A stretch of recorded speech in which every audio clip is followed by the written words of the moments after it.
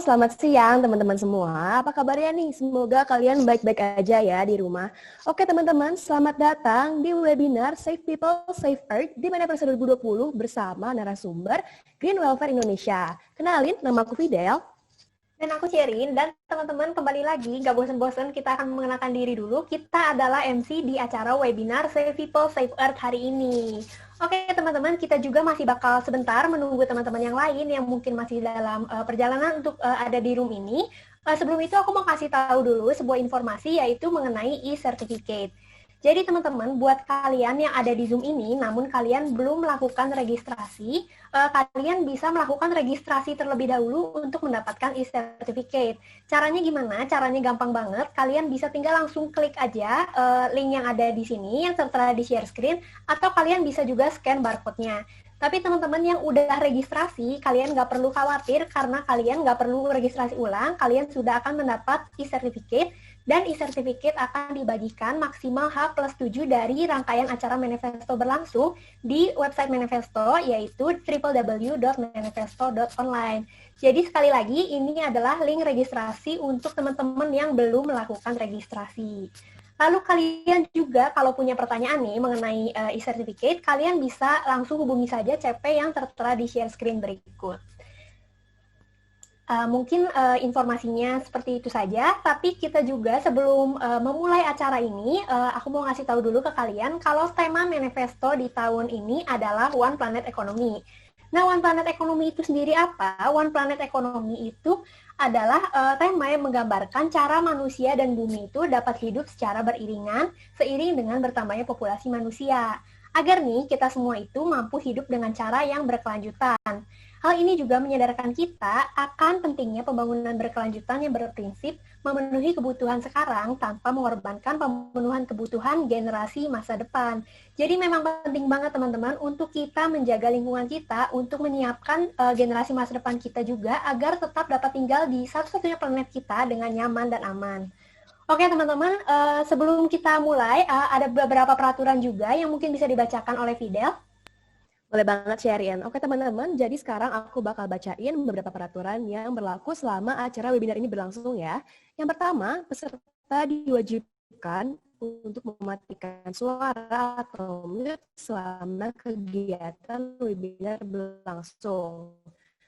Apabila mic peserta tidak dalam kondisi mute, maka host akan melakukan mute terhadap peserta tersebut, aktifkan peserta tersebut. Yang ketiga, peserta hanya diperbolehkan bertanya pada saat sesi tanya jawab. Yang keempat, peserta diharapkan untuk menggunakan bahasa yang putus-putus ya. Iya, Fidel, sepertinya rada putus-putus, tapi bisa dilanjutin ke yang kelima aja langsung, Fidel. Oke, aku lanjutin ya teman-teman. Yang kelima, peserta baru boleh menyalakan mic dan juga berbicara setelah mendapatkan izin dari MC dan juga moderator. Yang keenam, peserta diwajibkan untuk mengikuti dan menaati seluruh peraturan yang berlaku. Apabila melanggar, maka sertifikat keikutsertaan peserta yang bersangkutan akan ditahan. Oke teman-teman, jadi penting banget buat semuanya untuk menaati peraturan yang ada di webinar ini. Nah teman-teman, tanpa berlama-lama langsung aja memperkenalkan kalian kepada Alia Andrina yang merupakan moderator di webinar kali ini. Oleh karena itu, tanpa menunggu waktu lagi, waktu dan tempat akan kami serahkan kepada Alia Andrina selaku moderator. Oke, thank you Fidel, dan thank you juga untuk sharing. Halo semuanya, kali ini kita seperti yang kita tahu, kita bakal bincang-bincang bareng sama Nala Almira. Nah, Nala itu siapa sih? Dia merupakan founder dan executive director of Green Welfare Indonesia. Dan Green Welfare Indonesia sendiri adalah organisasi non-profit yang dipimpin oleh pemuda yang berfokus pada bidang sosial dan lingkungan.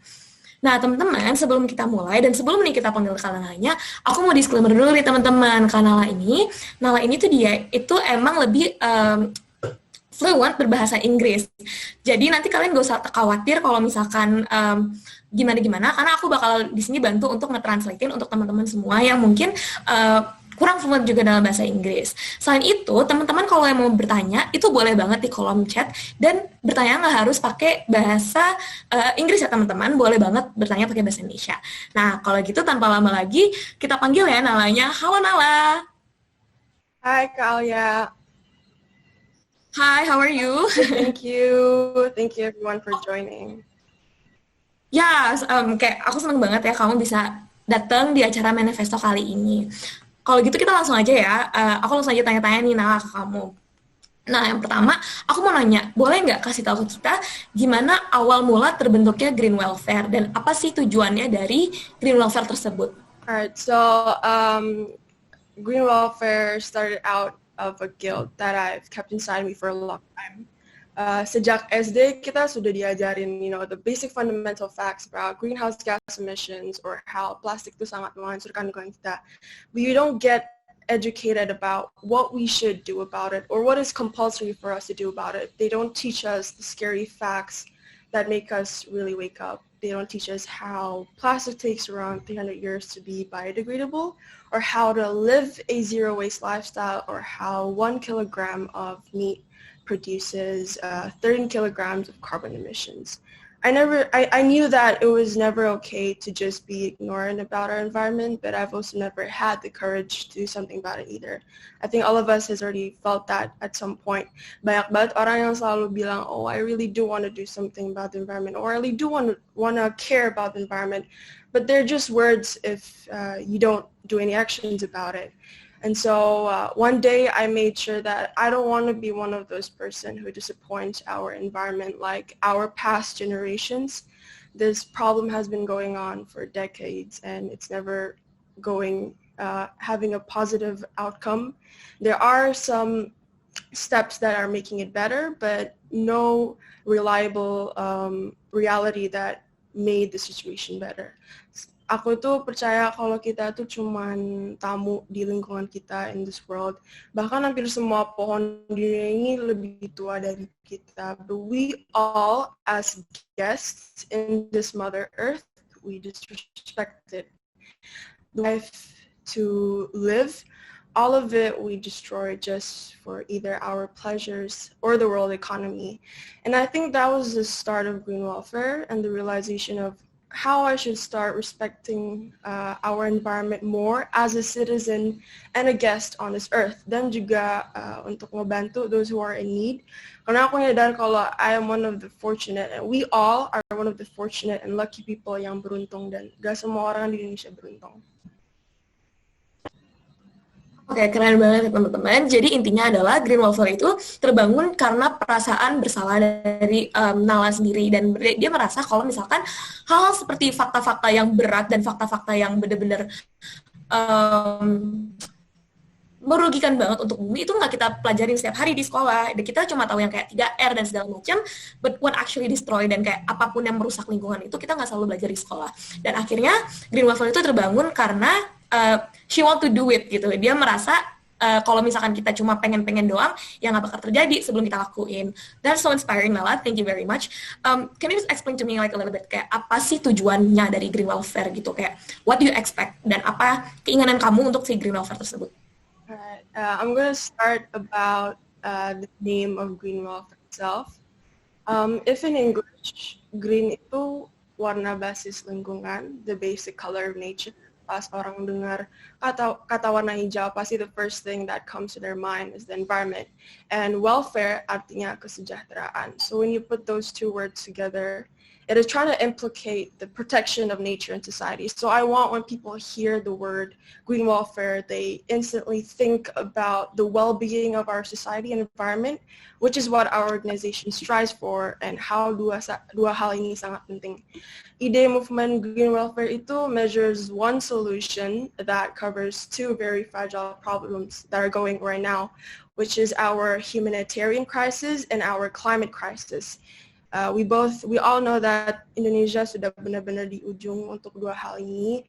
We have more and more people going down hungry every day, and at the same time, we have so many companies who cut down our trees and emit tons of carbon emissions every day, all for profit.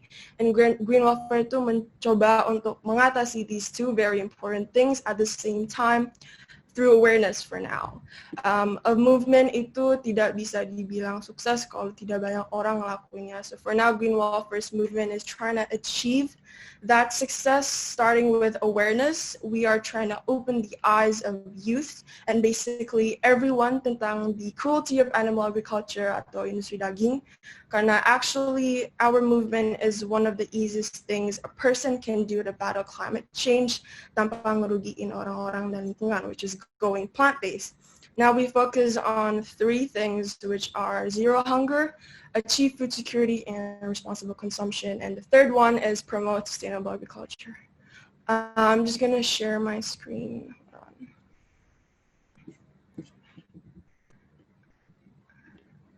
All right, so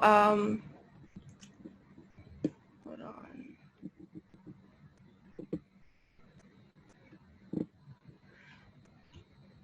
We do this, Green Welfare do this by two ongoing programs right now, which is our monthly distributions like this one, where kita mendistribusikan makanan plant-based or sembako yang ramah lingkungan dan juga alat-alat mandi ke komunitas-komunitas yang lagi kesusahan, misalnya anak sekolah jalanan atau warga-warga di kampung pemulung, in the hopes that we are helping the ones in need while also reducing jejak karbon mereka.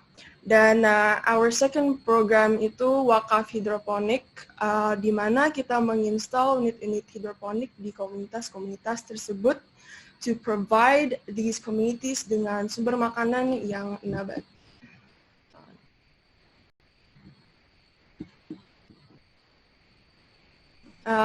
Alia, can you see my screen? Yeah. We all can see your screen. All right, that's great. All right, so especially for the hydroponics program, we are promoting sustainable agriculture since metode lahan pertanian itu sangat tidak sustainable, dan juga at the same time we are trying to sustain them with food resources. We are providing them with food resources to sustain them in the long term. Then again, these two programs are promoting one solution to two very important problems in Indonesia and in the world right now for hunger and climate change. I think for those of you yang ambil bidang food science perhaps or anything related to the environment and agricultural, you quite understand what I'm trying to give off. But for those of you who are not familiar with it, here are some demographics of what Green Welfare is trying to bring aware of dari program-program kami. So in here, as you can see, a vegan world saves 76% of farmland. So in conclusion, from the demographic, we can see that plant-based meals saves much more farmland to be used to produce food, which means that more food can be produced if everyone went plant-based. And then here we can see that the carbon emissions that is induced from beef and chicken and any other meat is much heavier than as the little bean you can see here, which only gives off about 0.2 carbon emissions per protein. Moving on, it also has been said that beef has the biggest carbon footprint, that even a portion of the highest impact vegetable protein emits less than the lowest impact animal proteins. So in conclusion, we are trying to give off about this. We are trying to bring awareness for people to wake up about the meat industries and so on, while also helping the ones in need. And lastly, Green Welfare is trying to strive for youth empowerment. Everyone in our team is still under 18, including myself. I'm still 16. Semuanya masih di bawah 18 with a few exceptions of millennials. We believe that the power of youth is really strong. We have so many potential, and there are so many youth out there with incredible talent, passion, but they're just not trying it. Green welfare is actually one of the smallest examples of youth that have been hiding from their shell and is now finally taking a stance on world problems and their own passions, even though it's from baby steps.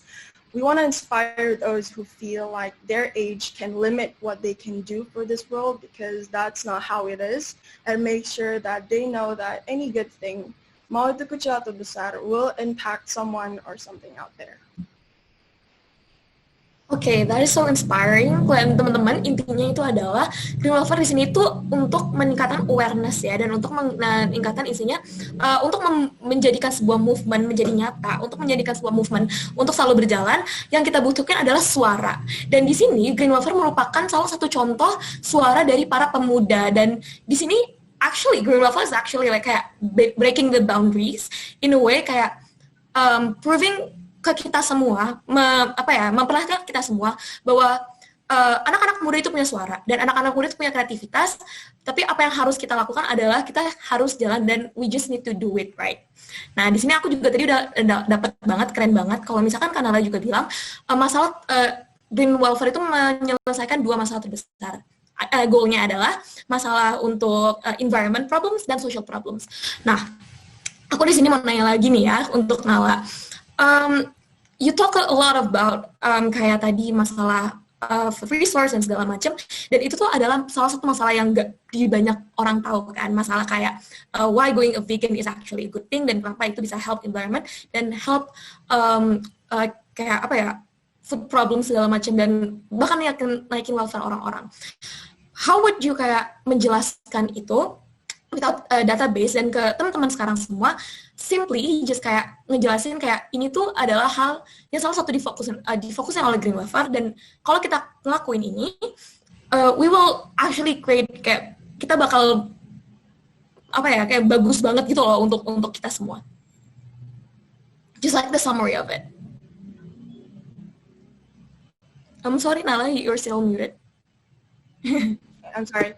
So, we find that Indonesia consumes unnecessary amounts of products that damage the environment. For example, everywhere we see plastics, and the youth of Indonesia have great potential to tackle this, but are unable to reach this potential.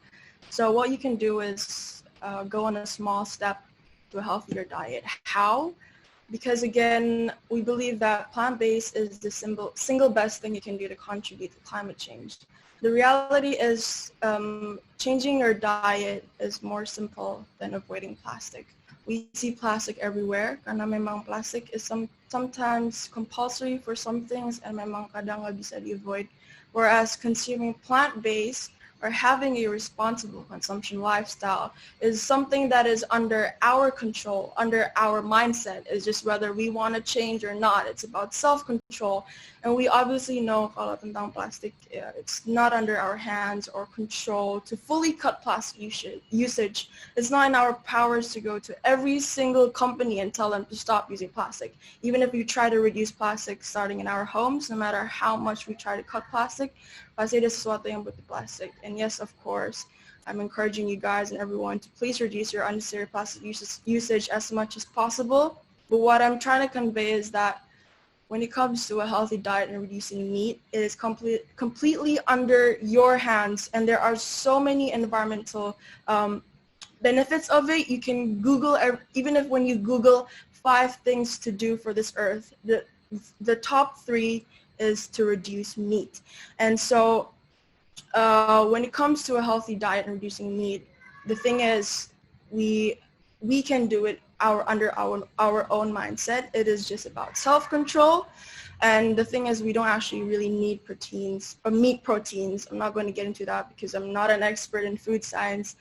But yes, jadinya kita to implement a plant-based diet, it's the simplest thing we can do. And if you want to know more about this, just Google it.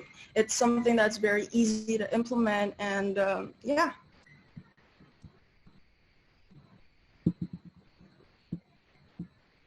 Oke, intinya adalah teman-teman, untuk membantu untuk menyelamatkan environment, cara simpelnya adalah yang pertama adalah reduce plastic.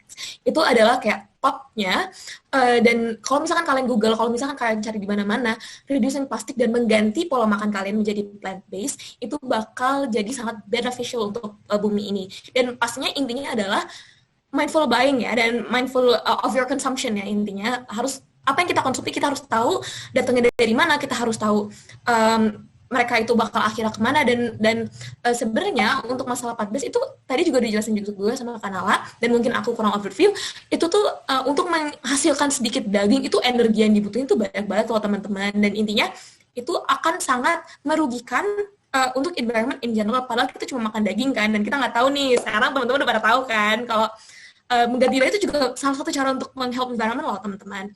Nah, aku akan balik ke Nala nih. Nala, you talked about a lot of, kayak tadi program-program yang udah kamu jelasin tentang Waterfall, itu udah bagus-bagus banget. Dan keren-keren banget. But I wanna ask, selain dari program-program yang udah kamu jelasin, ada lagi nggak kayak, I'm sorry, apakah Green Welfare juga memberi edukasi pada masyarakat? If so, how do you do that?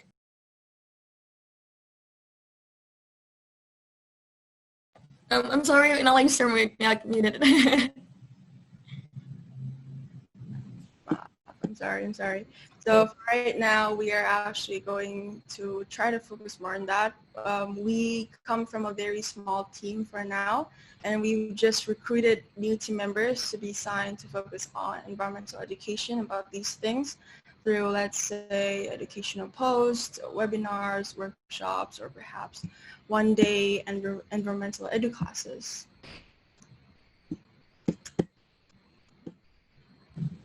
Oke, jadi kayak Green Welfare juga udah banyak ada webinarnya, banyak ada lewat social media juga kan ya, Green Welfare dan segala macam. Jadi sebenarnya dan mereka kedepannya juga berharap mengedukasi lebih masyarakat lebih lanjut. But before we move to the Q&A session, aku mau nanya, do you have any kayak wish atau kayak your goal untuk you talk about education, kita nggak diajarin di sekolah-sekolah gini. Do you have any kayak keinginan untuk merubah itu, untuk di sekolah-sekolah dan education in general untuk mencoba biar hal-hal kayak gitu sebenarnya diajarin di sekolah dan kita lebih aware about our environment in our school. Sorry, sebelumnya maaf mengganggu, aku mau ngingetin ke teman-teman nih buat kalian yang mungkin punya pertanyaan buat Kanala, boleh dari sekarang langsung aja ketikin pertanyaannya di kolom chat ya teman-teman. Terima kasih. Oke, terima kasih MC. Oke, Nala boleh dijawab pertanyaan yang tadi? Yeah, there in America they've already started a zero waste lifestyle classes in one of the best university. I'm not sure which, and I wish the government of Indonesia could implement that too. I think the government of Indonesia, in my opinion, is not too careful about our environmental crisis. They still focus more about the world economy, and the world economy is a problem that is in the short term. It is the lightning before the storm, and the storm is climate change. And so if I had the power of Indonesia's government, at least I'm going to start with my nation to provide zero waste lifestyle classes at least, because the thing that we can do about climate change is to prevent it, and in order to prevent it we can start living a zero waste lifestyle. Oke, intinya teman-teman adalah kalau misalkan Kanala punya power, dia bakal melakukan hal pertama yang akan dia lakukan untuk edukasi di Indonesia adalah dia bakal mengimplementasikan zero waste classes di Indonesia. Kayak contohnya di Amerika udah ada kelas di beberapa kuliah yang mengimplementasikan kelas tentang zero waste, dan Kanala juga merasa kalau misalkan di sini itu dia ngerasa Indonesia itu masih terlalu fokus, pemerintahan terlalu fokus ke masalah-masalah ekonomi dunia, dan sebenarnya masalah itu adalah masalah yang short term. Nah, untuk masalah long termnya sebenarnya itu lebih ke permasalahan-permasalahan lingkungan, dan masalah-masalah tersebut sebenarnya hal yang bisa kita lakukan adalah kita mencegahnya instead of fixing it ya, instead of memperbaikinya. Oke. Selain itu kalau gitu sekarang teman-teman kita akan masuk ke sesi tanya jawab nih. Nah, mungkin untuk MC bisa dibantu?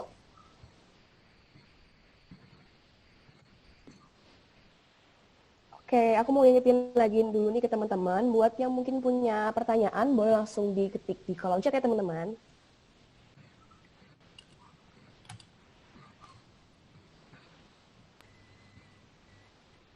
Dan teman-teman pertanyaannya juga kalian boleh nanya pakai bahasa Indonesia, jadi feel free buat gunakan bahasa Indonesia karena nanti akan dibantu sama Andi juga.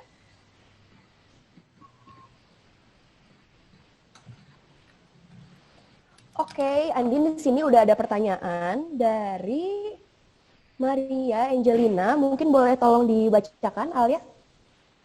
Oke, aku bacain ya. Pertanyaannya adalah, for Miss Nala, can I ask how to join Green Welfare? Thank you. I'm sorry, but I can open the mic. All right. Actually, we just recruited 1 week ago, and I'm sorry the recruitment has already been closed. You guys missed it.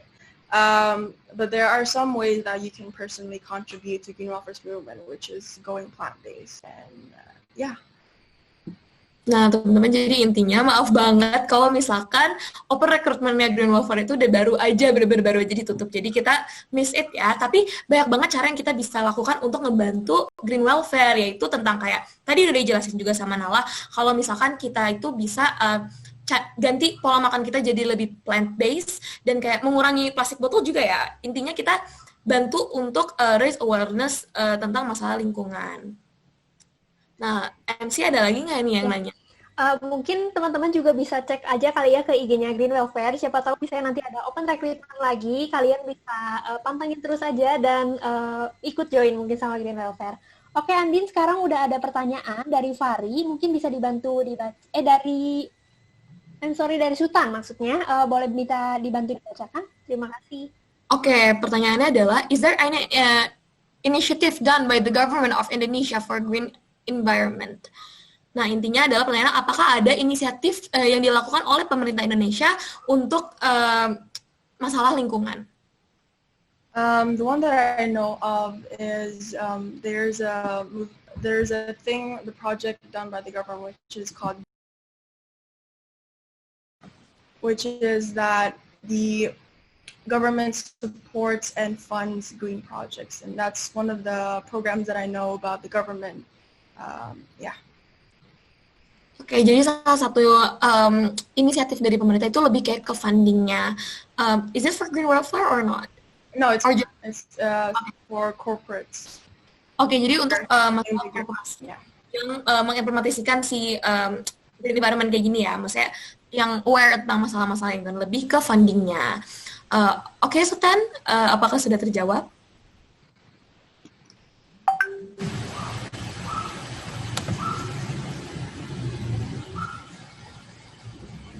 Oke, mungkin langsung aja ya ke pertanyaan selanjutnya. Oke, mungkin kalau gitu, mungkin tadi sudah cukup menjawab juga ya dari Nala. Mungkin ini sekarang ada pertanyaan lagi, Andin, dari Muhammad Fatur, mungkin bisa dibantu dibacakan. Terima kasih. Oke, dari Muhammad Fatur, sebentar ya. Oke, pertanyaannya kayak agak hilang di aku. MC mungkin bisa dibantu untuk reach-out ke aku? Sudah? Atau mungkin aku mau bacakan? Oh, ini. Oke, jadi pertanyaannya adalah, does being vegan means giving up meat-based food completely, considering we have a strong meat-eating culture here in Indonesia?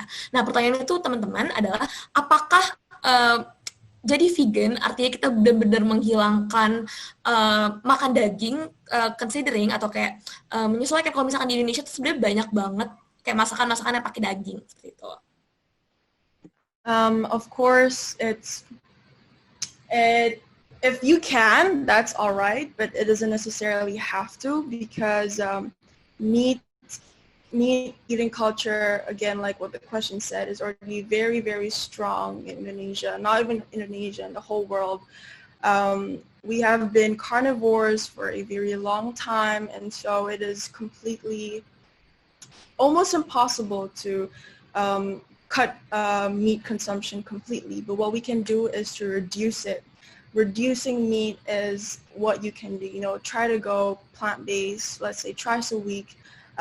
You need to know how to have a controls. You need to know how to control yourself, and you have to be mindful of what you eat. And so what I would say is that reduce meat.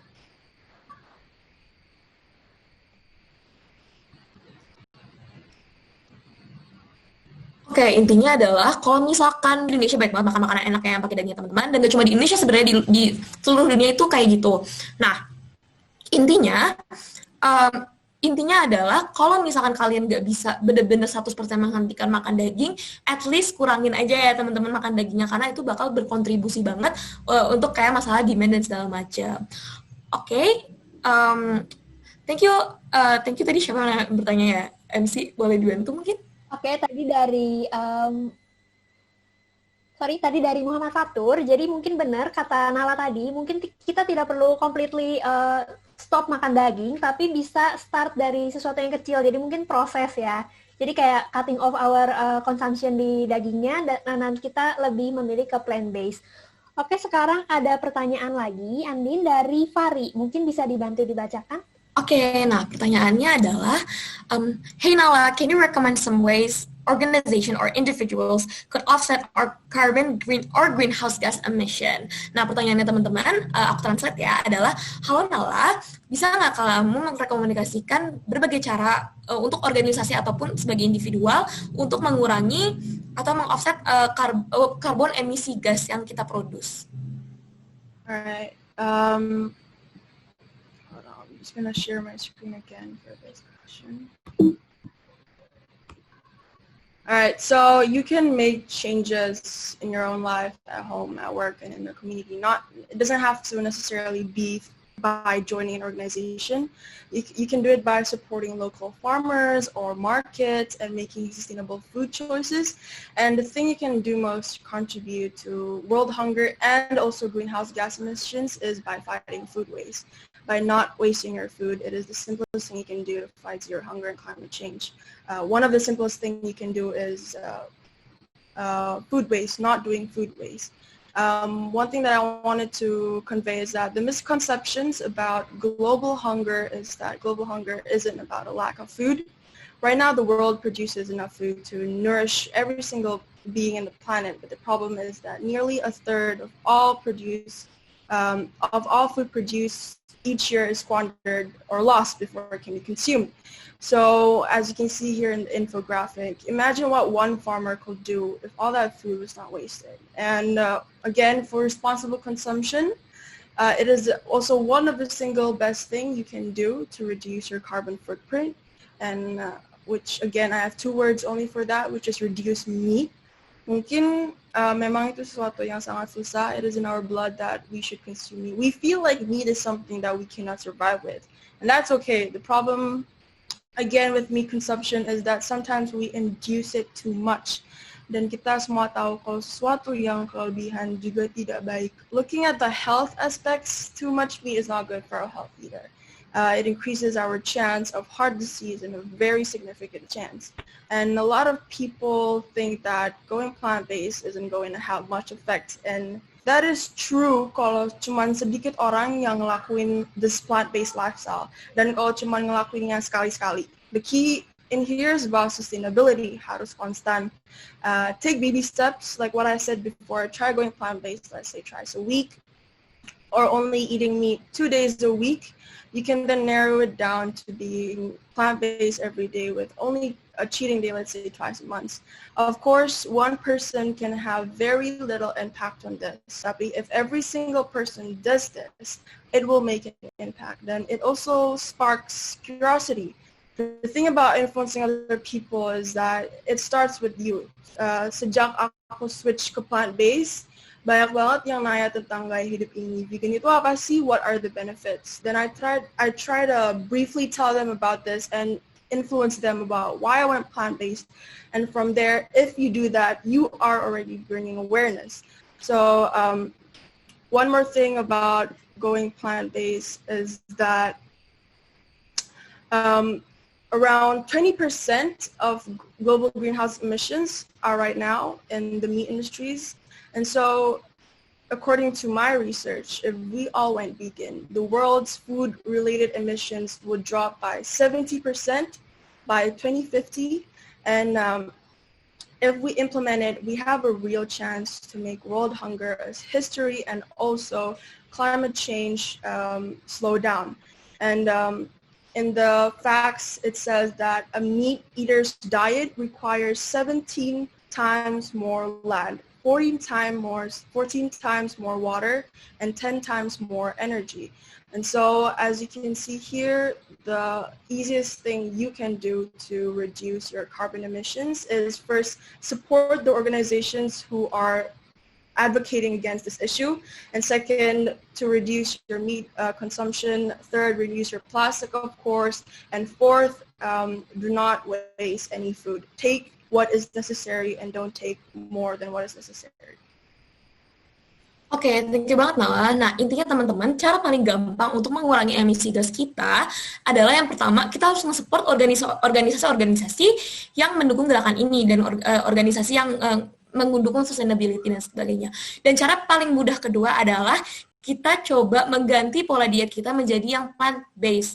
Karena permasalahannya sekarang adalah bukanlah makanan di dunia ini nggak cukup untuk semua orang makan, tapi kenapa ada orang yang masih nggak bisa makan adalah makanan itu cukup, tapi kita mengkonsumsinya terlalu banyak dan banyak banget sampah-sampah makanan atau kayak sisa-sisa makanan yang nggak kita makan. Nah tadi udah data-datanya juga dikasih lihat sama Kanala, keren banget. Jadi intinya kalau misalkan semua orang di dunia ini mengganti makanannya atau mengganti pola dietnya menjadi plant-based atau berbasis dengan tumbuhan, kita bakal by 2050 semua orang di dunia itu benar-benar bakal bisa makan gitu. Jadi nggak bakal ada makanan sisa dan semua orang memiliki porsi makan yang cukup seperti itu. Thank you Kanala. Bener banget, mungkin teman-teman di sini juga dan termasuk aku mungkin ya belum banyak yang mengetahui secara jelas tentang penting banget ternyata mengganti diet kita itu menjadi plant-based. Dan tadi udah ditunjukin juga sama Nala kalau misalnya ternyata itu adalah sesuatu hal yang sangat signifikan buat keberlangsungan bumi kita. Dan apalagi ditambah sama mungkin di Indonesia itu cenderung konsumtif ya kalau misalnya ke makanan. Mungkin itu juga kita bisa start dari diri sendiri, kita bisa dari diri sendiri dulu untuk mengurangi hal-hal yang bersifat konsumtif itu. Oke teman-teman, aku juga mau ngingetin lagi buat yang mau bertanya, masih boleh banget, waktu Q&A masih dibuka, dan kalian juga boleh bertanya dalam bahasa Indonesia karena nanti akan dibantu juga oleh moderator, jadi kalian bisa feel free gunakan bahasa yang menurut kalian paling nyaman.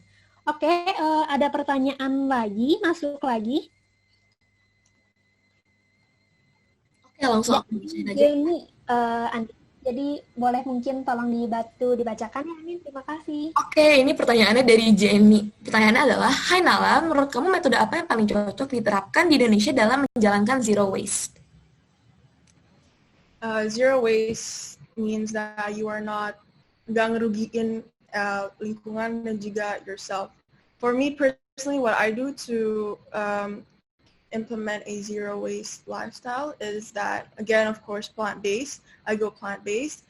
And second thing I do is that every plastic that comes through my room, I collect it in one basket, and then I will donate it to a company that recycles plastic, like Waste for Change.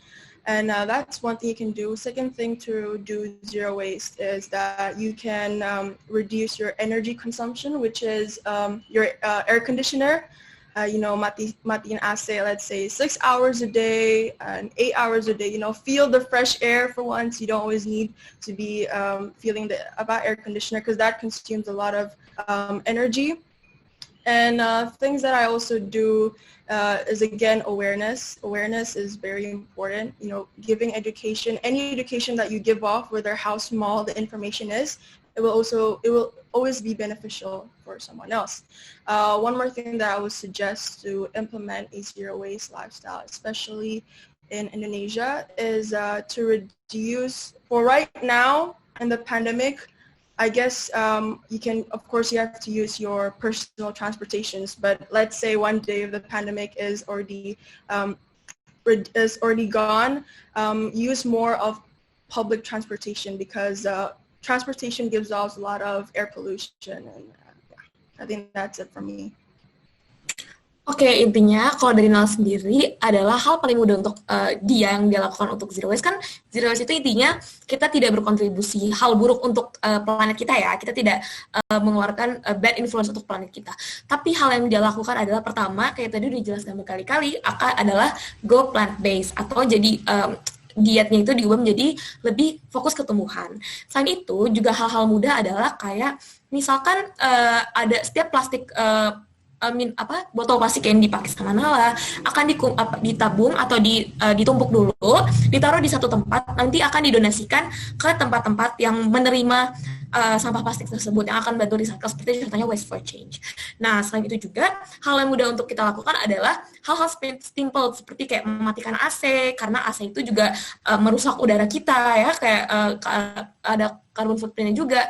Lalu kita nanti ketika pandemi sudah selesai, kita harus fokus menggunakan transportasi umum. Karena kalau kita selalu menggunakan transportasi pribadi, itu tuh sangat-sangat berkontribusi sangat besar untuk polusi udara. Ngomongin yang menyumbang sampah, itu kan kita bisa ya ke Waste for Change. Dan abis ini juga kebetulan kita ada webinar sama Waste for Change. Jadi buat teman-teman yang mungkin masih penasaran, kalian bisa join juga di sini. Dan bener banget teman-teman, kalau mungkin banyak yang belum tahu juga, kembali lagi kalau sampah itu, apalagi sampah plastik itu bisa ditukar atau bisa didonasikan. Nah, tapi kalian itu harus mencari platform-platform yang sesuai. Contohnya itu seperti Waste for Change.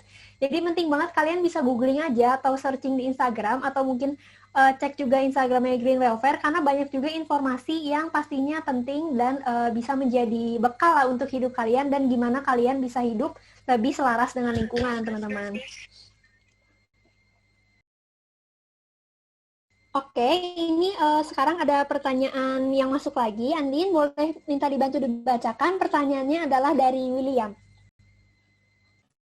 Oke, pertanyaan dari William adalah, Hi Nala, are there any difficulties when you adopt a zero lifestyle yourself? Nah, teman-teman, pertanyaannya adalah, halo Nala, apakah ada kesulitan ketika kamu mengadopt atau mengimplementasikan zero waste lifestyle ini kepada diri kamu sendiri? Of course there is.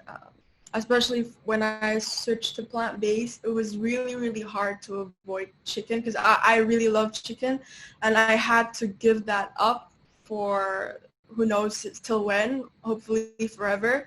And that was the most hardest thing that I could have done. And one thing about zero waste lifestyle is the smallest details. Let's say that I wanted to commit to always using metal straws, but then when I go out, I forget to bring the metal straws, and then that forces me to use a plastic straw, and that's something that's really difficult sometimes, you know, to handle the small things that you like to forget to, even though niatnya itu baik. And yeah, I think everything that is sustainable, it's something that is very difficult to implement, but doesn't mean that you can't. You can, but it takes baby steps and time. Oke, intinya pasti ada banget ya permasalahan-permasalahan atau kesulitan yang mengimplementasikan zero waste lifestyle. Nah, masalah yang paling susah adalah tentang zero waste lifestyle adalah kita tuh harus fokus ke detail-detail kecilnya karena jatuhnya kayak habit kan ya teman-teman. Jadi kayak misalkan contohnya ketika misalkan Nala udah komit untuk selalu pakai reusable straw tapi ternyata dia lupa gitu pas dibawa ke rumah, terus tiba-tiba dia terpaksa untuk pakai plastik straw padahal itu udah baik. Nah, hal-hal kayak gitu tuh sebenarnya bikin kesulitan untuk adopt a zero waste lifestyle. Tapi kita harus mulai dari yang kecil-kecil dulu. Nah, kita harus mulai dari kecil-kecil sampai itu form a habit dan lama-lama itu akan menjadi lebih mudah. Ya benar banget, dan setuju banget sama perkataan Nala dan Andi tadi kalau udah dirangkum, karena taking baby steps itu really important, karena kita nggak bisa ya langsung kayak mengubah lifestyle kita dari yang benar-benar mungkin awalnya konsumtif, terus langsung. Sherin, sorry, ke-mute. Oh ya, oke, sorry teman-teman. Jadi yang mau aku kasih tahu itu adalah bagaimana taking baby steps itu penting dan nggak bisa kita misalnya kayak dari langsung konsumtif langsung ke zero waste itu mungkin adalah langkah yang besar dan cukup sulit. Jadi teman-teman bisa take baby steps dulu dan nanti lama-lama akan membentuk habit yang pastinya menguntungkan untuk hidup kalian. Oke, ini Nala, aku mau bertanya. Ini ada pertanyaan dari Abdillah, tapi mau open mic. Apakah is it okay? Yeah, that's fine.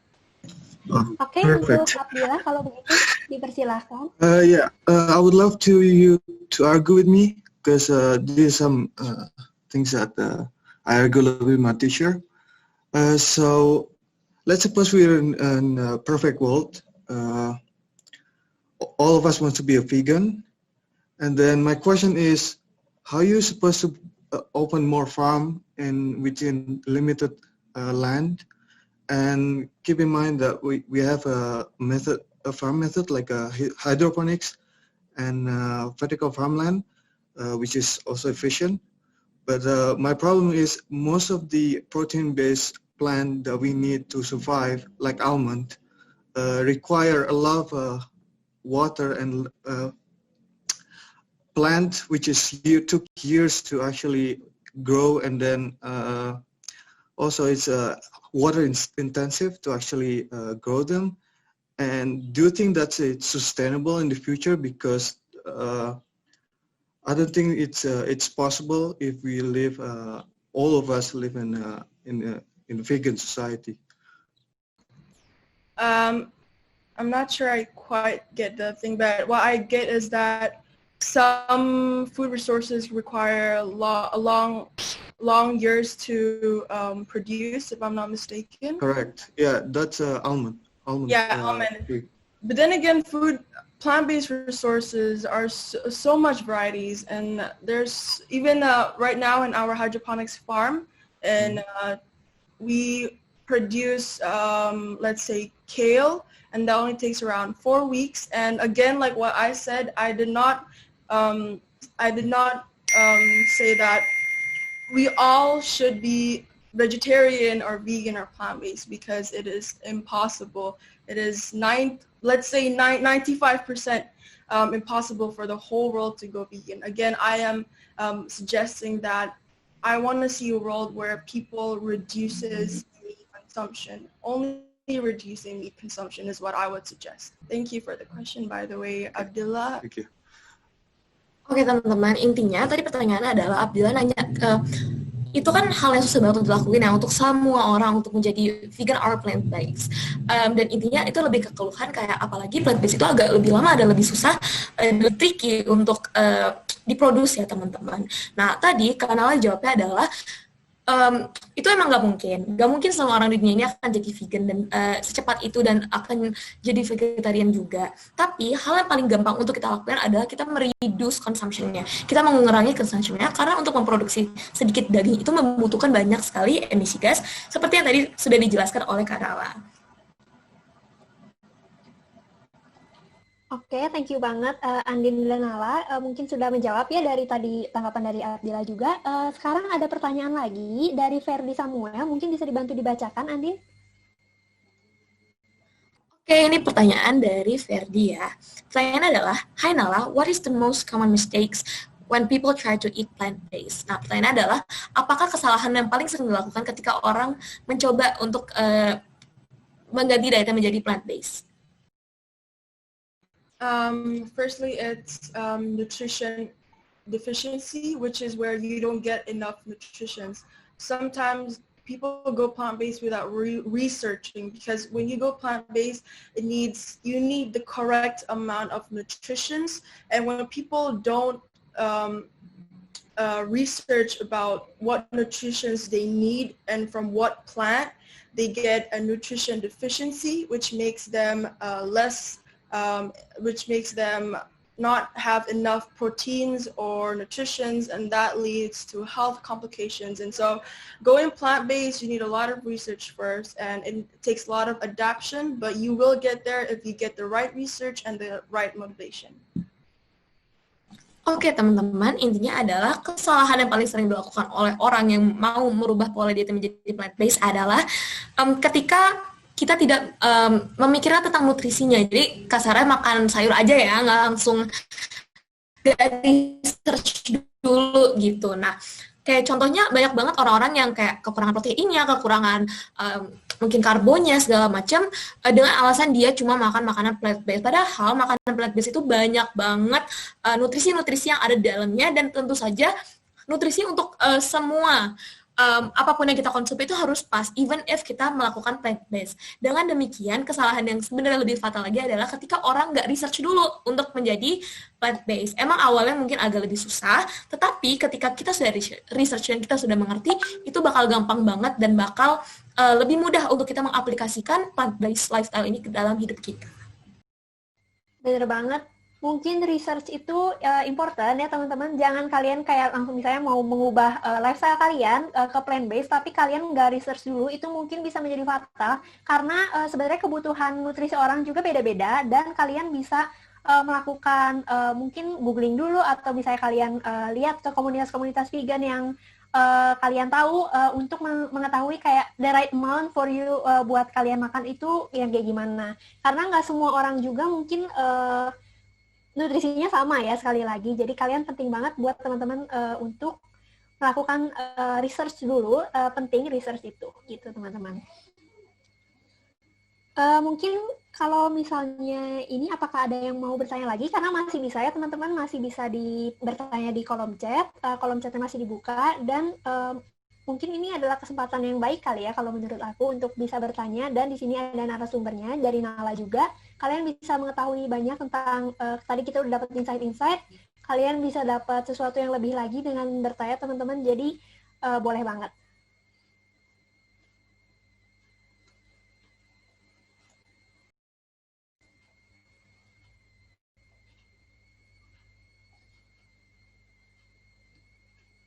Oke, ini ada pertanyaan Andin dari Winston Rafael. Ada pertanyaan bisa mungkin dibacakan langsung ya, dia dibantu. Terima kasih. Oke deh, nah pertanyaan dari Winston ada, Hi Nala, what are your thoughts about the food waste in Indonesia and what kind of the solution to solve this problem? Intinya adalah, apa pendapat kamu tentang food waste yang specifically di Indonesia, dan apa saja solusinya untuk solve this problem? I think the thing about food waste, I'm not really sure about the statistics about food waste in Asia. I know that a lot of people waste their food globally, not even in Indonesia. And solutions to solve this problem. For me personally, what I think what everyone should do, in Indonesia, every meal that we consume, biasanya itu kan ada sayur-sayuran. And a lot of people, when they get a food package, let's say dari Hokben ada lauk, ada nasi, dan ada sayur-sayuran. Pasti almost everyone bakal buang sayur-sayurannya kan. And so I think that's one baby step that you can do to reduce food waste, which is benar-benar eat everything off your plate, whether you have to or not. Do it for the sake of food waste. Then also remember that there are a lot of people going hungry every day and you're just wasting your food there. And so, yeah, except if you have, let's say, allergies, then obviously it's something that cannot be avoidable. But for things like the example I just showed, like if we get Hokben atau enggak, any type of food box, terus ada, or in any restaurants, terus ada lauk-lauknya, and you only eat the lauk dan nasi, tapi the vegetables and everything else you throw it away. I think you should try to focus on that. Nah, intinya adalah masalah untuk mengatasi masalah ini, hal paling simpel adalah habisin masalahnya. Habisin makanannya ya teman-teman. Karena kayak contohnya misalkan kayak Hokben tuh, kayak atau masalah apa ya, kayak makanan-makanan yang dimana makanan box itu rata-rata kita bakal makan si lauk-lauknya aja, tapi kayak misalkan sayurannya atau sisa-sisanya tuh nggak kita habisin. Nah, hal-hal yang kayak gitu tuh harus diperhatiin ya teman-teman, dan harus kalau bisa tuh dihabisin, karena itu tuh bener-bener sangat sisa-sisa makan kayak gitu tuh nggak bagus banget ya teman-teman. Nah, tapi ini juga karena banyak banget ya intersectionalities yang terjadi dalam satu individual. Kayak contohnya kalau misalkan kalian itu alergi atau apa, itu ada pengecualian, kayak kalian nggak apa-apa dong nggak makan daripada kalian sakit kan. Nah, tapi selain itu, cara paling mudah adalah habiskan makanan kalian. Balik lagi mungkin ini adalah perbuatan yang bisa kalian lakukan dan start dari diri sendiri dan baby steps juga ya. Mungkin kalian bisa menghabiskan makanan, mungkin itu terdengar simpel tapi adalah sesuatu yang bisa menyebabkan perubahan yang signifikan baik bagi bumi mungkin dan bagi diri kalian juga. Karena balik lagi tadi apa yang kata Nala, semuanya itu baby steps, nggak bisa kita secara langsung, bisa kita pelan-pelan dan start dari diri sendiri itu sangat penting teman-teman. Oke, ini ada pertanyaan dari Bunga. Andin mungkin bisa dibantu dibacakan ya, terima kasih. Oke, nah pertanyaan dari Bunga adalah, Hai Kanala, apakah kamu ada tips buat orang-orang yang hanya mengkonsumsi daging untuk memulai mengkonsumsi makanan yang plant-based? Thank you. Could you... I don't really understand the question, Kak. Well, I'll translate it here. So, there is any tips for you for people who actually only consuming meat that is there any tip for them to switch their lifestyle? You know, like for example, like if someone always eat meat on, it's very hard for them to transition, right? Do you have any tip for that? Yes, I do. Hold on, I'm gonna share my screen so I can give the answer more properly.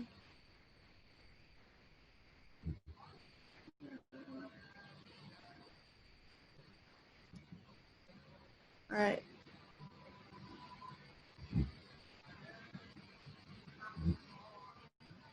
All right, so here we can see the types of vegetarians.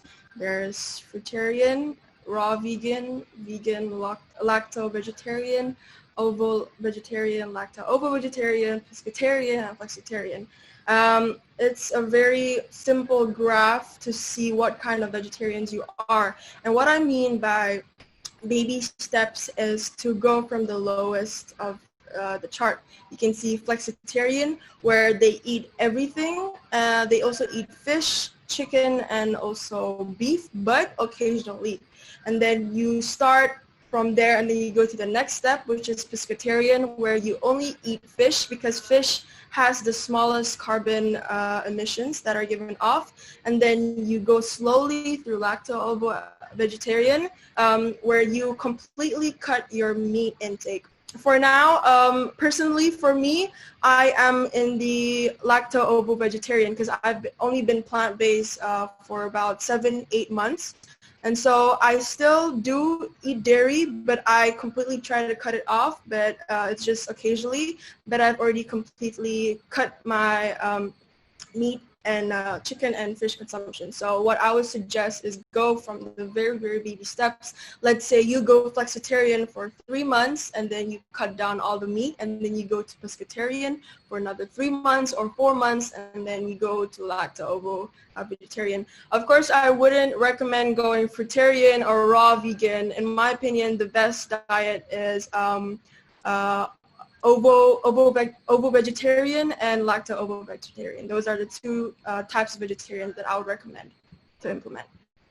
Oke, intinya teman-teman ini udah ada chartnya nih ya, dan kayak tadi udah dikasih lihat juga, itu tuh banyak banget tahap-tahapnya. Dan kalau misalkan kalian makan daging dulu, cara paling mudah itu mulai dari yang bawah ya, jadi pelan-pelan ya teman-teman, dari bawah makin lama makin naik, makin ke atas. Jadi jangan tiba-tiba langsung cut off daging-dagingnya, jadi mulai dari ikan dulu dan sebagainya, karena itu tadi kata Bunga, susah banget ya kalau misalkan orang yang selalu mengonsumsi daging tiba-tiba langsung di cut off meat-nya.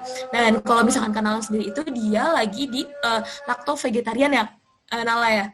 Ya, dia di lacto-vegetarian. Dan menurut dia, diet yang terbaik itu nggak langsung kayak yang paling atas tuh kayak fruitarian, karena itu kayak langsung ekstrim banget. Jadi yang menurut dia terbaik adalah si lacto-vegetarian dan ovo-vegetarian, karena itu juga masih ada proteinnya ya, jadi kayak masih mudah juga untuk mencari protein kayak dari dairy maupun dari telur kayak gitu.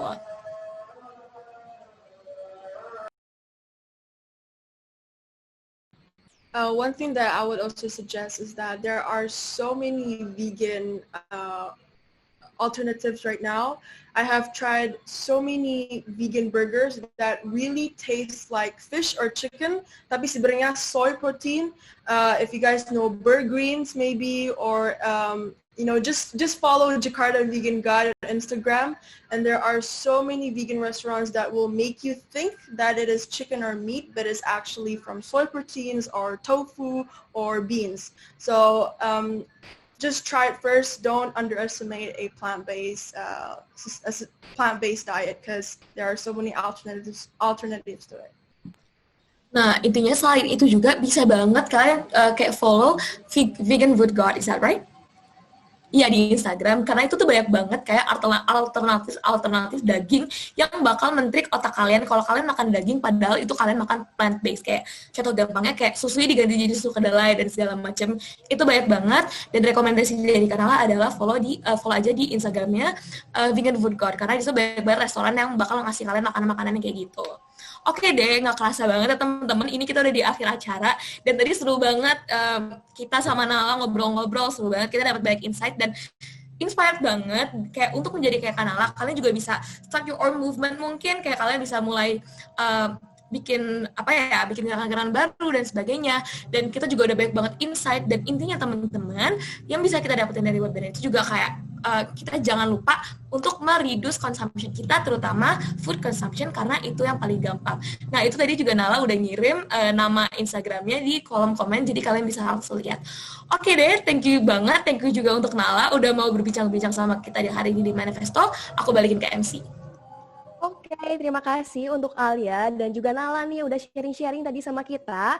Oke teman-teman, sebelum kita mengakhiri acara webinar ini, kita mau foto-foto dulu ya teman-teman. Jadi di sini aku mau ngajakin buat kalian semua yang mungkin masih off cam, boleh on cam dulu. Dan aku juga mau ngajakin nih untuk Nala dan juga Andin untuk bergaya bareng sama kita ya, supaya kita bisa foto-foto bareng.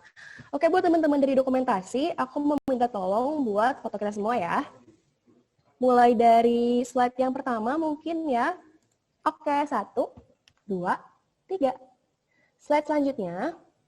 1, 2, 3. Lagi. 1, 2, 3. Sekali lagi. 1, 2, 3. Oke teman-teman, makasih banyak ya. Oke nih aku juga mau ngingetin terkait e-certificate keikutsertaan acara webinar ini ya. Jadi buat kalian yang mungkin membutuhkan sertifikat keikutsertaan acara webinar ini dan belum mendaftar di Google Form yang sudah disediakan, kalian bisa langsung aja nih sekarang scan barcode-nya, dan juga kalau mungkin nggak bisa scan, bisa langsung aja diketik si link-nya. Dan untuk e-certificate ini akan kami bagikan melalui website Manifesto di www.manifesto.online selambat-lambatnya H+7 setelah rangkaian acara Manifesto selesai ya teman-teman. Jadi jangan lupa buat terus pantengin website Manifesto, dan nanti, aku mau ngingetin juga, nanti kalian itu ngisi maksimal tengah malam ini ya teman-teman. Oke, buat kalian juga yang mungkin ada feedback buat kita sebagai panitia, mungkin tentang acara webinar ini, atau mungkin dari performance-performance lain, boleh langsung aja kasih feedback kalian ke IG-nya Manifesto, di @manifesto ya teman-teman. Oke nih, aku juga mau ngasih tahu kalian, kalau setelah ini kita masih ada webinar dari Waste for Change, terus nanti malam juga bakal ada live talk dan juga penampilan spesial dari Rasukma. Jadi, untuk informasi lebih lanjut, bisa langsung aja dicek Instagramnya di @manifesto. Oke, sebelum kita mengakhiri acara sekarang ini, aku mau nanya-nanya dulu nih untuk Kanala, gimana nih kesan-pesannya setelah menjadi narasumber di acara webinar kali ini? Boleh dong Kanala? Thank you so much for inviting me. It's an honor for me, since I think all of you guys are my seniors, and it's an honor. I'm happy to give off what I know about my passion and the movement that I'm giving off. Thank you so much for inviting me. Oke, sama-sama Nala. Makasih juga nih udah mau sharing-sharing sama kita ya. Aku juga mau ngucapin terima kasih untuk pihak sponsor di Manifesto 2020 ini, yaitu Teachcast with Oxford. Jadi kalian tahu nggak sih teman-teman, kalau di Indonesia ini ada pelatihan yang namanya Teachcast with Oxford. Jadi Teachcast with Oxford ini adalah program pelatihan bahasa Inggris yang berbasis conversation. Dan sebelum ada di Indonesia, Teachcast with Oxford ini udah ada di beberapa negara seperti di Korea Selatan, Jepang, China, Saudi Arabia, Turki, dan juga Brazil. Jadi udah pasti Teachcast with Oxford ini udah bener-bener kredibel banget ya teman-teman. Oke nih, nggak kerasa banget perjumpaan kita udah berakhir di sini teman-teman. Aku mau ngucapin terima kasih buat kalian yang udah ngikutin acara webinar ini dari awal sampai akhir. Terus aku juga mau bilang makasih untuk Nala yang udah sharing-sharing sama kita. Makasih juga untuk Andin yang sudah memoderatori acara webinar kali ini. Teman-teman jangan kemana-mana dulu ya, karena setelah ini masih ada acara-acara seru lainnya di website Manifesto. Pokoknya pantengin terus ya. Pokoknya teman-teman, kalian jangan kemana-mana dulu, stay safe terus di manapun kalian berada. Semoga nanti kita bisa bertemu lagi di webinar-webinar atau di performance yang lainnya teman-teman. Oke, segini aja dari kita. Semoga kalian bisa mengikuti rangkaian acara yang lainnya. Oke teman-teman, see you.